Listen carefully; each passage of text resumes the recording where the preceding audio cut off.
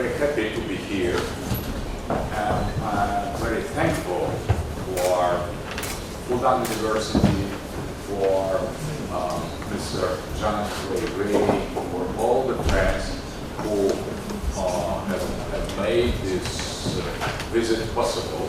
It's my first visit in China, but I like China. I studied Chinese culture, Chinese history, Chinese identity, and I have dedicated to China a special book. It's called Yellow Dragon, dedicated to the spirit of China, the culture, civilization, the religious aspects, tradition, and influence of China on the other society, or the Asia, or Japan, or Vietnam, Korea, Indochina countries, and so on. But today we are going to discuss relations between Russia and the West. It is very important.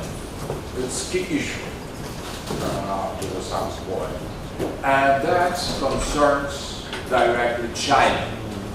And I will try to explain why. First of all, we could not discuss relations between Russia and the West in the void. We need to put it in the context, in the geopolitical context of actuality. And in order to understand what roles plays Russia in that context, why there is the growing confrontation between the West and Russia, that many people, many analysts now are speaking about a new Cold War, and including the possibility of the hot war that could start in Middle East, for example. Aggression of United States against Syria, bombarding by missiles after presumed chemical attack, that was the fake news, the false flag operation. That almost started war. I'm very involved in the Middle Eastern problem, and I would say the decision of Moscow in some moment was very close to the answer, and that would easily start nuclear war. So that is the key issues, and that concerns China, because China is in some way the other goal. And the growth of China and success of China and flourishment of Chinese economy and political power is as well a major concern of the West. So you are the next in some way, or maybe you will be first. That is not decided, so it's of life interest, existential interest to Chinese to speak about topic proposed in this conference. So it is not something abstract. That's something that concerns you directly, as well as the West. And so I think that the presence of famous European intellectual Mr. Riemann is very important. He has started debates between the West, China, and Russia in Amsterdam and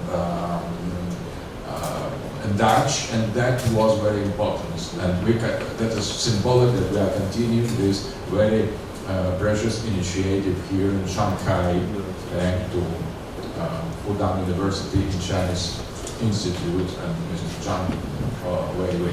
So, what is the context, major context we are living in? It is transition from unipolar world to something else.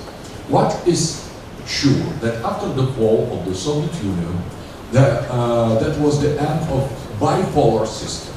That was bipolarity with two poles defining the major rules of international politics.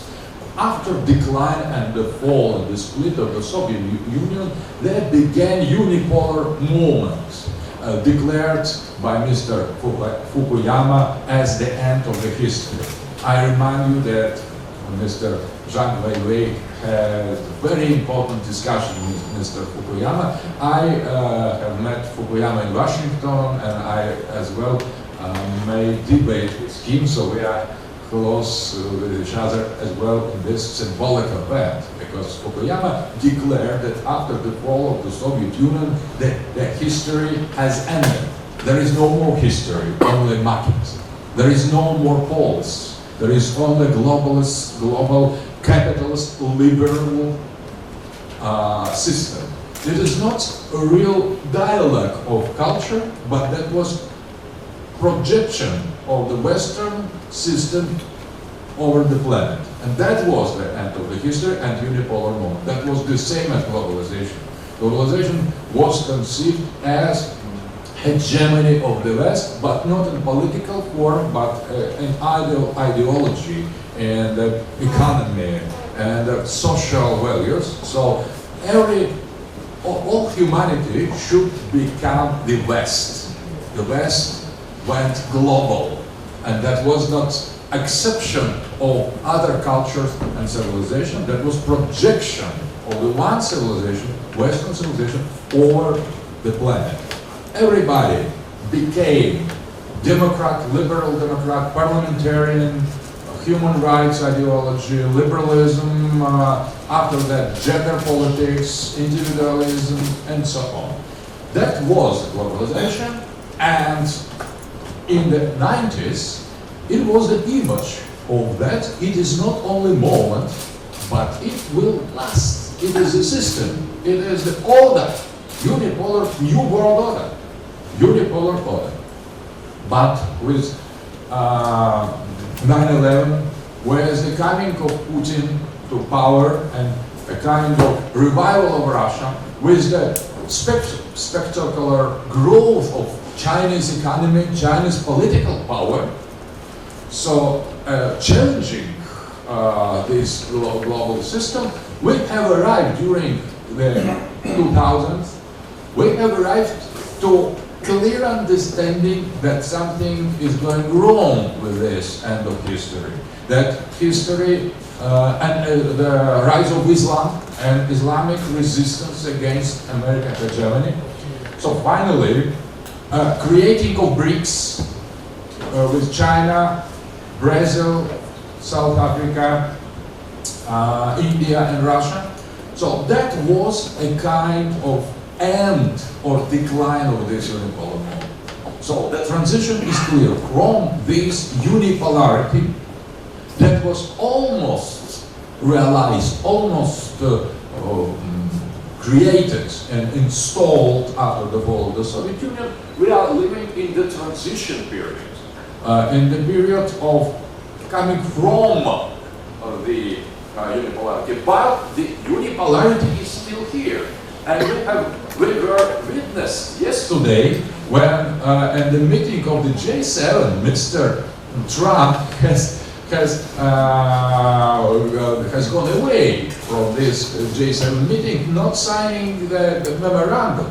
That is the split at the end of the West, but United States wanted to stay hegemony, to stay the one and the only pole, and including European allies or Canadian allies were treated as the slaves, as the tools. If you don't accept that, I'm going out. So that are the rests of this unipolar system, and the West is still very strong.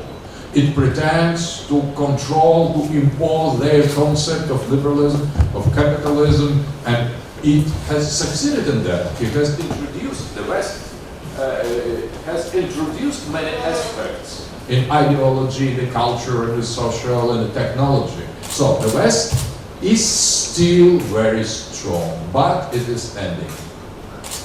And what is the alternative system we are going to? And that is open question. There is not certainties. what is sure that there will be no new bipolarity. It's very important. We could not return one step back to the before the collapse of the Soviet Union because there is no more Soviet Union. Modern Russia is much stronger than yesterday, but not strong enough to be the second pole. That is the point.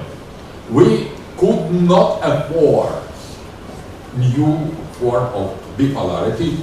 We were much stronger during 80s and 70s, and we have collapsed, accepting Western paradigm that almost killed us, accepting the Western rule of economy, of ideology, of political system in 90s. That was the end of the Soviet Union, the end of the Eurasian power, and almost total destruction of our political system. And Putin has saved the situation from total annihilation, but that is not return to the previous glory. There is only first step to reaffirm Russian identity, to save something, sovereignty, but that is not Soviet Union. Modern Russia is much smaller. It is reduced in size and power and capacity than Soviet Union. And Soviet Union could not afford bipolarity.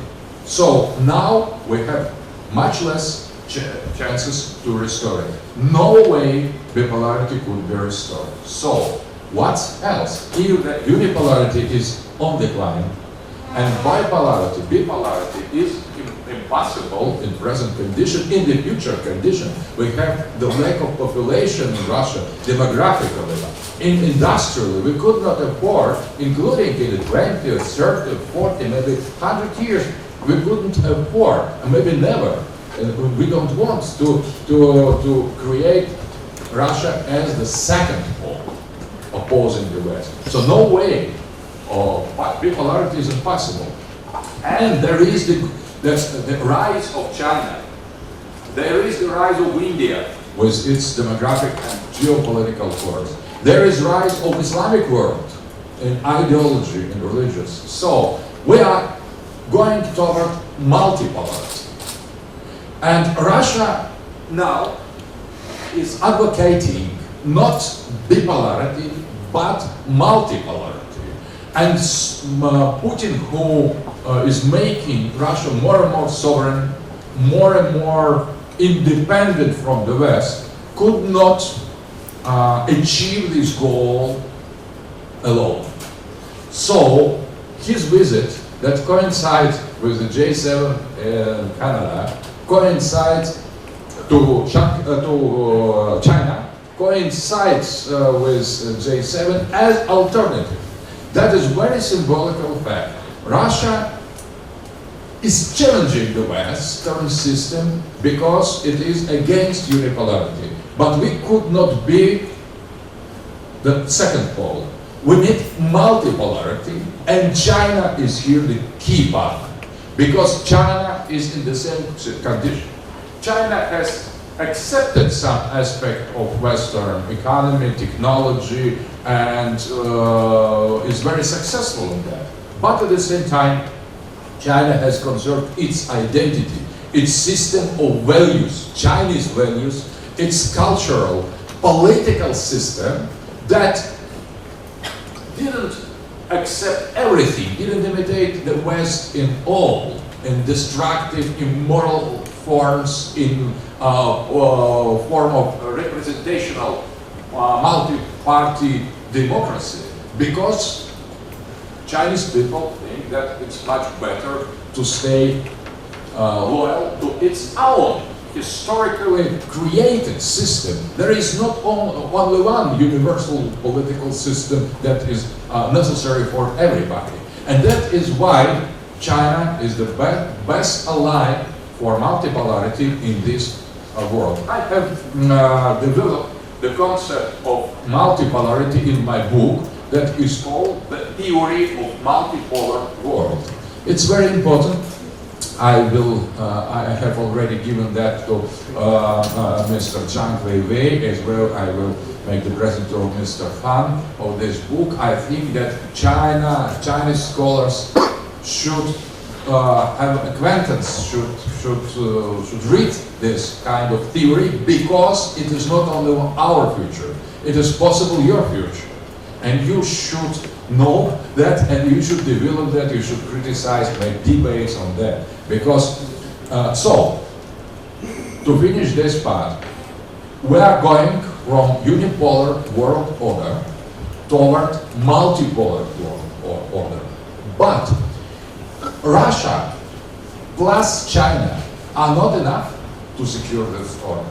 We need to find new allies in this world order, and I think that Islamic civilization is other pole, not dismembered Islamic states as today in conflicts, but Islamic world as civilization. There is the India, very great power, emerging power that represents special civilization. It is well by colonial methods was obliged to accept Western type of democracy, but secretly, or on the second level, Indian society is still hierarchical caste society. The Soros and globalists, they criticize Hindu society, but that is their culture, their values, very different from Western, from Russian, or from Chinese. But Indian society rests special civilization, and it could be a particular pole. So, Latin America makes first efforts to integrate as well and represent the other pole. So we are going towards multipolarity, but it is not granted. And I'm comparing the West, and above all the United States, to wounded dragon. It is still strong, it could kill, it could start the world destruction, but it cannot afford anymore the order. The West is not the synonym of the order anymore. It is only one part of humanity that pretends to be whole of humanity. And more culture and civilization resist against that, and this resistance is so clear and is growing. And I think that that is the problematic, the shift or transformation, a transition from unipolar world toward multipolar world is a very dangerous period, because unipolarity doesn't want to give up, to be the part of the multipolar world, to distribute the functions of decision. So there is only one decision maker, United States of America, its president, its elite, and globalist elite. And now we see the split between the United States and the Western Europe, and it will grow. But all conditions to this multipolarity, including division of the West between the United States and Europe, are here, are present. But globalists will not make us such a gift. So we had no chance to receive the multipolarity as a gift. So we need to fight for that. We need to have a struggle for that. We know that Chinese culture has special understanding of how to lead the successful war. And peaceful prosperity is one of the most important strategies for that.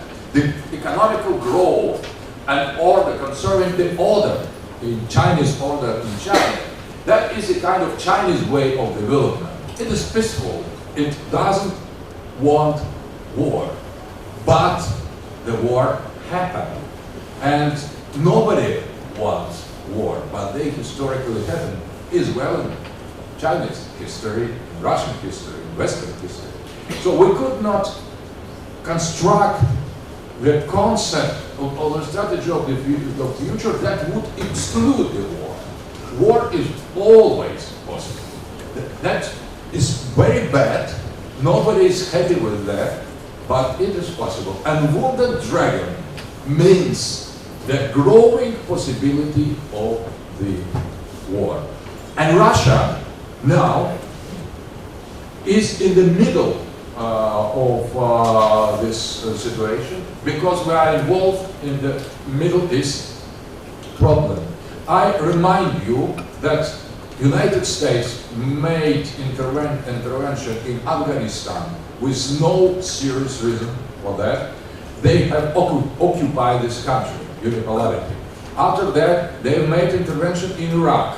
They have occupied the country with no reason at all. All were based on the fake news and false flags operation and false allegations. After that, they have destroyed dictators, so-called dictator, Libyan dictator Gaddafi. They have occupied and destroyed. There is no more Libya. There are 3 or much more independent gangs there with radical concept. And they try to do the same in Syria, as well in Yemen. They have helped to, they allies, Saudi allies to destroy the Yemen. And Saudi Arabia, Iran, and Turkey as well were considered to be the next victims. And in Syria, Russia has said, stop it. You could not decide the destinies of the people by yourself. Stop it. And China, politically and diplomatically, has supported Russian position. But we were involved military, so we have received the punch of the West. We didn't want that at all. We wanted a peaceful solution, peaceful transition to multipolarity, and we would prefer that someone else would play the role to challenge the West. But Russia, always in our history, we were obliged, in spite of our will, to challenge the West. Not the West as other civilizations, but we were challenged to stop their hegemonic pretensions, to stop their colonization, to stop their efforts to rule the world. So we are fighting against the West, and the tensions are growing, not because of our imperialist ambitions. We only try to conserve, to preserve our independence and identity, but we could not to help the other to save themselves in front of this wounded dragon. That is more or less how I understand the relations between Russia and the West, and I think that it's very dangerous period we are in. We should be very responsible, very careful in words and in deeds, and more than that, we need to awaken our intellectual power, because the power of the state of civilization is first of all in the spirit, in the mind. We need to decolonize our minds. We need to restore Chinese way of thinking to Chinese culture, Russian way of thinking to Russian culture, sincere European way of thinking to Europe, because Europe as well is colonized by globalist postmodern elites that try to eradicate the roots of the European, classical European culture. And we need to liberate American people from these anti-American globalist elite that tries to hijack American state and use it as a tool of some hegemonic anti-American politics. That is why American people has voted for Trump. They needed a real change. Trump could not give the change, it's obviously, but the will of American people is very, very, very powerful. So we have many friends, multipolarity has many friends, and Europe and United States as a people, as cultures, are the friends of multipolarity. But who are the enemies of multipolarity? Globalists, hegemonists, the global capitalist liberalism that try to impose universal, so-called universal rule on everybody. So that is my vision of relations between Russia and the West, and they could be separated from the context that I have tried to describe. Thank you for your attention.